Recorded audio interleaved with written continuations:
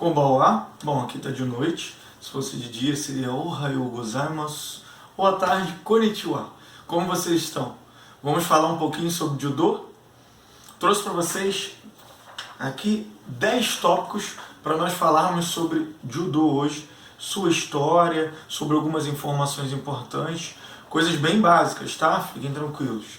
Eu acho que eu ainda tenho que estudar bastante para poder trazer para vocês informações mais profundas. Mas, enquanto eu ainda faço a minha pesquisa, eu vou passando para vocês o que eu acho que já são algumas informações importantes, principalmente para você que é iniciante. Então fica ligado que a gente vai, nesse vídeo, falar um pouquinho sobre a história do nosso querido e famoso Judô. Primeira coisa, antes de mais nada, dizer para vocês que o que eu tenho para dizer daqui a pouquinho, que nós vamos começar a falar, eu pesquisei alguns livros e queria recomendar para vocês. Acho que todo praticante de Judô deveria ler. Esse daqui é o Energia Mental e Física, escrito pelo Jigoro Kan. Esse daqui é o livro Judô de Reflexão e Competição, é O Caminho Suave, do Sensei, nosso querido Kodansha Shuno Mesquita, excelente livro. Esse daqui é o Memória de Jigoro Kan, tá? De Brian Watson. E por último, o livro que não pode faltar, né? O Judô Kodokan, de Jigoro Kan, da edição da Cultrix. São livros que eu utilizei para formatar essa pesquisa, que nós vamos falar agora, e essas respostas todas estão baseadas neles, tá bom? Serviram como aí bibliografia para esse trabalho. Vamos começar então? Então vamos lá. Primeira coisa, onde foi fundado o Judô, por quem e em que época? O Judô foi fundado no Japão, mais precisamente em Tóquio, no ano de 1882, pelo nosso querido sensei Jigoro Kan.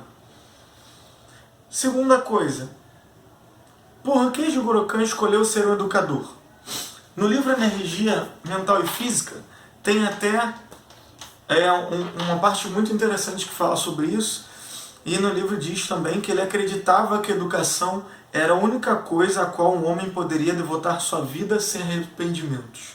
Vou repetir, fala do próprio Jigoro Kan, que ele acreditava que a educação era a única coisa a qual um homem poderia devotar a sua vida sem arrependimentos. Está lá na página 120 desse livro, se você tem em casa, você pode dar uma conferida, pode ler um pouquinho mais sobre o assunto, tá bom? Qual foi a maior inspiração do seu fundador para criar o Judô? Qual foi a maior inspiração do Jigoro Kan para fundar o Judô? Bom, tem várias situações que a gente pode levantar com isso. Eu me prendi a duas. No período de restauração da Era Meiji, né, com toda aquela mudança no Japão, né, vindo com a influência ocidental, era uma época de muitas mudanças lá. Isso incomodava muito o Jigoro Kan e ele acreditava que isso estava fazendo a cultura japonesa se perder, os costumes se perderem aos poucos. Então uma das razões foi ele entender como importante para a sociedade japonesa o Judô com o fim de restaurar esses costumes, essas tradições. Assim como também para proporcionar ao mundo algo que o Japão lhes oferecesse, que seria um presente do Japão para o mundo, que seria, no caso, o Judô. Bom, também tem uma outra situação que o Jigoro Kan via nas artes marciais que ele praticava, os jutsus antigos, uma dificuldade na questão pedagógica. Ele via muito a questão da tentativa erro, né, onde os alunos ficavam um pouco perdidos, principalmente os iniciantes. Tudo às vezes passava muito para o lado da violência, eram treinamentos que não tinham um método pedagógico claro. Então também a gente pode abordar como uma das razões, pelo fato do Jigoro Kan ser um educador, ele gerar uma arte marcial onde tivéssemos a possibilidade de praticar com o método pedagógico como é o Judô até os dias de hoje. Questão 4. Vamos lá. Qual o significado da palavra Judô e qual sua finalidade? Bom, o significado da palavra Judô é caminho suave ou caminho da suavidade. E a finalidade, nós vamos lá na frase do Jigoro Khan, que está aqui na contracapa desse livro, do Memórias de Jigoro Khan, que eles colocaram uma frase, que é o que eu vou ler para vocês para falar sobre a finalidade do Judô. A finalidade do Judô é o aperfeiçoamento físico, intelectual e moral do indivíduo em benefício da sociedade. Professor Jigoro Kano, 1860 a 1938, criador do Judô. Frase dele mesmo, tá bom? Então, essa é a finalidade do Judô, né? O aprimoramento físico, mental e espiritual do praticante, tá bom? Tudo isso em benefício da sociedade. A gente não pode esquecer que um grande viés do Judô é que tudo isso é em prol de um benefício mútuo. A gente vai chegar lá nessa parte. Aguenta mais um pouquinho. Bom, vamos falar um pouco sobre o Instituto Kodokan e sua existência. Bom, o Instituto Kodokan teve seu primeiro dojo em 1882, com 12 placas de tatame, segundo, né, as referências históricas que nós temos, num templo em Tóquio. Mais de 100 anos depois, olha só como cresceu, hein? Mais de 100 anos depois, o dojo a Kodokan já contava com um dojo principal, com 420 tatames, 2 dojos de 240 tatames e 3 menores, um com 192, outro com 144 e outro com 66 tatames. Então, em 100 anos, o Judô cresceu bastante, se a gente for levar em consideração a Kodokan, né, o que ela foi desde o início. E nós temos também que ressaltar que já existia um centro de pesquisas e uma biblioteca há 100 anos atrás. Hoje, o Instituto Kodokan tem até museu e o prédio possui 8 andares. Vocês podem ver mais sobre o Instituto Kodokan, que ele existe, fica em Tóquio, né? Tem 8 andares, no site da Kodokan. Se vocês pesquisarem no Google, Instituto Kodokan, tem lá um site lá, em japonês e inglês, mas vocês podem tentar traduzir, tá bom? Vamos lá. Quem eram os 4 cavaleiros da Kodokan? Tem muitas pessoas que praticam judô, mas ainda não sabem dessa história, né? Bom, me desculpe se eu ler o nome deles errado, mas eu não tenho um japonês tão bom assim.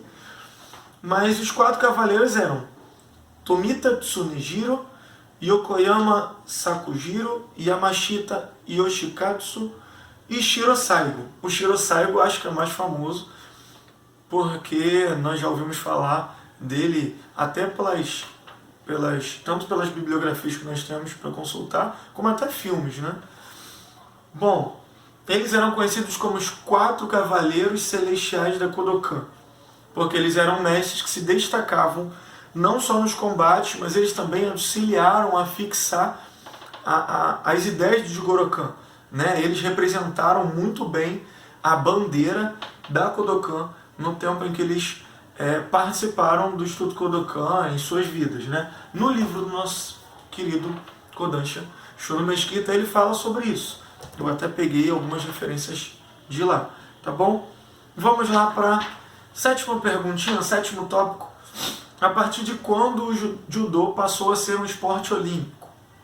O judô foi incluído a primeira vez nos Jogos Olímpicos na edição de Tóquio, em 1964.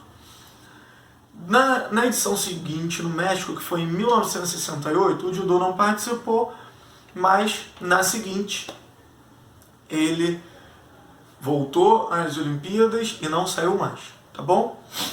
Qual a importância do judô nas Olimpíadas e quais as expectativas do Brasil e sua participação com essa modalidade? Bom, a participação no judô nas Olimpíadas ajudou muito para que ele se transformasse em uma modalidade mais conhecida ainda, né? Porque as Olimpíadas elas, né, estão espalhadas pelo mundo. Os jogos têm uma questão como que eu vou falar assim?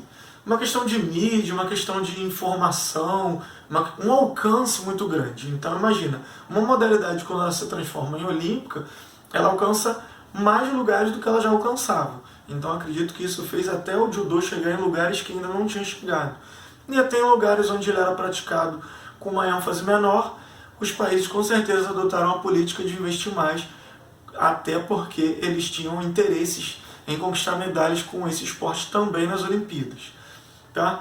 Bom, a expectativa do Brasil. O judô, segundo informações das pesquisas que eu fiz, parece que ainda é ou é um dos maiores medalhistas olímpicos dentre todas as modalidades. Então o judô é muito importante para o Brasil quando se trata de Olimpíadas. Por isso o Brasil, o judô no Brasil, para o Brasil, tem uma grande importância quando a gente fala de esporte olímpico. Vamos lá. Vamos então, a gente já está acabando, vamos para a 9. Quais são as formas de praticar judô? Bom, eu entendo 3 formas, mas vamos para os livros. Aqui no livro da Kodokan, nosso excelentíssimo Shihan Jigoro fala em 2 formas. Fala na forma do Randori, que é o treinamento livre, e fala na forma do Kata, que são as formas de ataque e defesa que funcionam bem como um método de treinamento onde as pessoas podem treinar as técnicas com mais exatidão, e é um método onde, independente da sua idade, você pode praticar ele com muita tranquilidade, claro, se você tiver um condicionamento físico razoável, ok? Mas também temos o Shiai, que são as competições, um viés também muito importante que ajuda na divulgação do judô e também acaba abrindo várias frentes de trabalho por causa da existência desses grandes eventos ou até dos eventos menores, porque muitas pessoas participam, desde os iniciantes até os judokas profissionais. Por último, vamos falar sobre as 2 máximas do judô, Jita Kyoei e Seiryoku Zenryo. Bom, Jita Kyoei significa benefício mútuo, onde nós praticamos judô e nos beneficiamos por isso, e a sociedade se beneficia porque nós nos relacionamos com ela. Lembra lá no início, quando ele fala que a finalidade do judô é desenvolver, aprimorar a pessoa mentalmente, fisicamente, espiritualmente, em benefício da sociedade? Então, as coisas se entrelaçam. Essa é uma máxima do judô, beneficiar a sociedade, não beneficiar só a mim, que sou um praticante de judô, mas beneficiar a todos que convivem comigo, beneficiar a sociedade de um modo geral, tá bom? E também tem Seiryoku Zenryo. Me perdoem se minhas pronúncias não estiverem perfeitas, eu estou tentando muito melhorar isso. E a gente vai melhorar isso junto. Bom, Seiryoku Zenryo significa melhor uso da energia vital. O que é isso? É aquela teoria que se fala mínimo de esforço e máximo de eficiência, onde eu não desperdice a minha energia de forma errada, onde eu não aplique a minha energia de forma que eu vou estar desperdiçando ela e daqui a pouco, quando eu precisar de energia, eu não tenho mais. Isso significa que não só no treinamento de judô, mas no cotidiano a gente tem que saber administrar a nossa energia de forma que a gente não se desperdice. Agora, para pensar. Quantas vezes você já desperdiçou sua energia com sentimentos ruins? Quantas vezes você já desperdiçou sua energia se preocupando com um problema que você sabia não ia poder resolver naquele momento? Quantas vezes a gente já desperdiçou energia com coisas que a gente sabia que a gente gastar aquela energia naquele momento não seria eficaz? Então, esse é um princípio que se aplica ao judô, mas assim como o judô como um todo, se aplica às nossas vidas, tá bom? Bom, esses foram nossos 10 tópicos, perguntas aí, que nós dialogamos sobre isso. Eu ainda tenho muito a aprender, estou tentando dividir com vocês alguma coisa. Se eu falei alguma besteira, se você tem uma pergunta, uma dúvida, ou quer interagir, coloca nos comentários, a gente pode criar nos próximos vídeos discussões a partir do que vocês falaram. Se tiver algo para me ensinar, estou aberto a aprender. E se Jita Kyoei, me ajudem a aprender um pouquinho mais. Conto com vocês. Se gostou do vídeo, curte lá o vídeo, compartilha com seus amigos, ajuda a gente a transformar esse canal num canal de informação para as pessoas.